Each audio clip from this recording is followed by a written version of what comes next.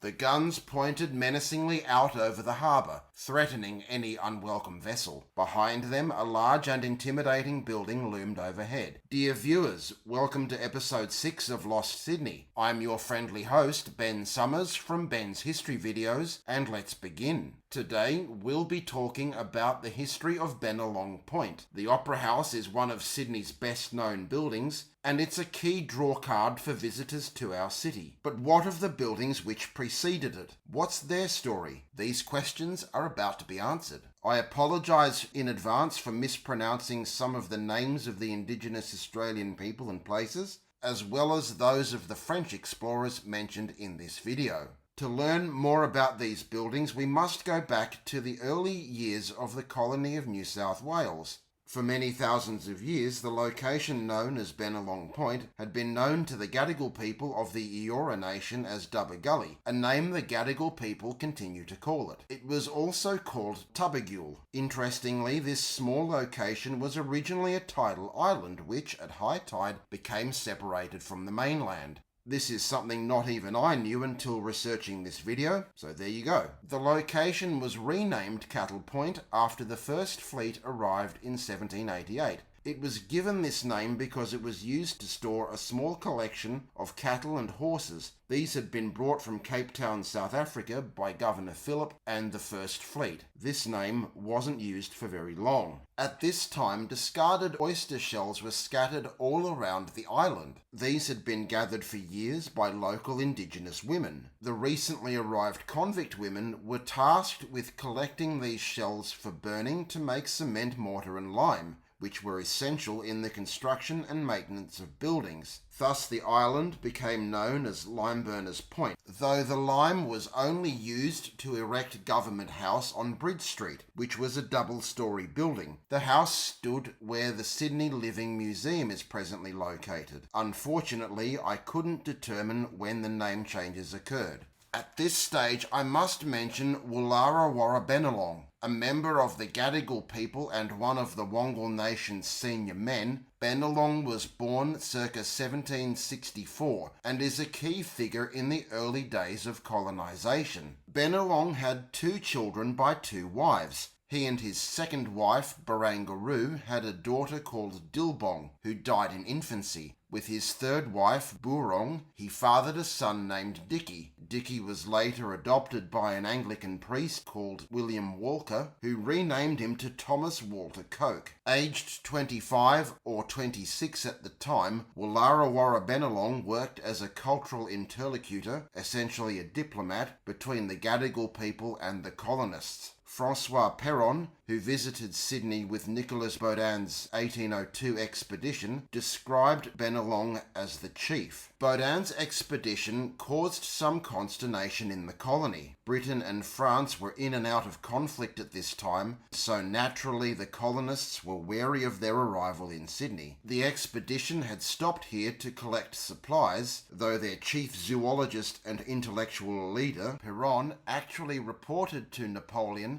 on the ways the colony could be invaded and captured. Governor Philip King, who Baudin felt he had had a good relationship with, even sent a ship to scare them away from King Island in Bass Strait, leaving Baudin rather confused. Bennelong's role was often fraught with tension, a situation worsened by attacks and reprisal. Though he and Governor Phillip were able to repair their relationship, tensions remained between them and ultimately their friendship came to an end. In 1790, Bennelong convinced Phillip to build him a small brick hut on Dubba Gully. 3 of these huts were eventually constructed for him, his wife Barangaroo, and any Indigenous visitors they may have had. Bennelong's little hut, encircled in this image, was demolished in 1795, around the time he returned from his visit to Britain. The other 2 huts were also presumably removed at this point. Woolarra Bennelong died at the age of about 49 in 1813. In either March or July of 1788, not long after the First Fleet's arrival,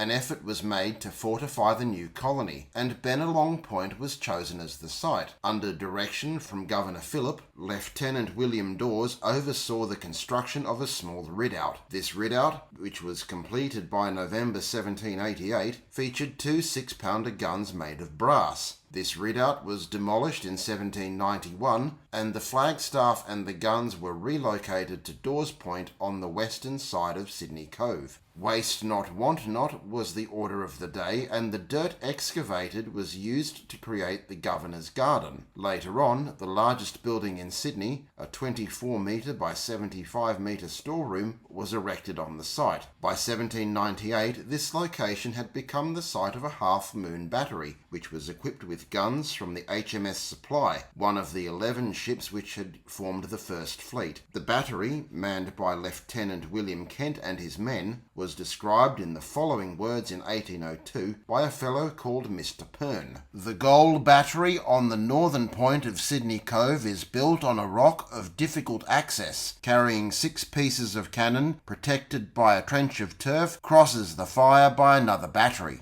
In 1817, Governor Lachlan Macquarie issued an order directing the building of a newer, much larger fort at Bennelong Point. Macquarie would lay the foundation stone on the 17th of December that year. This is where Francis Greenway comes into the picture. He had originally been sentenced to 14 years transportation to the colony of New South Wales after being convicted of committing forgery aged 37. Macquarie recognised the value of his skills as an architect to the colony, so that while still a convict, Greenway was allowed to work in his field. Emancipated in 1817, Greenway was appointed as the architect of the new fort. After a little over 3 years' work, the replacement fort was completed by January 1821, shortly before Lieutenant William Dawes, after whom Dawes Point is named, returned to Britain. The building was made using stone dug from the Governor's quarry, which was situated close by. Convicts were employed to quarry the stone for 2 years before the fort was completed. Featuring a square design, 3 of the fort's facades looked out across the harbour,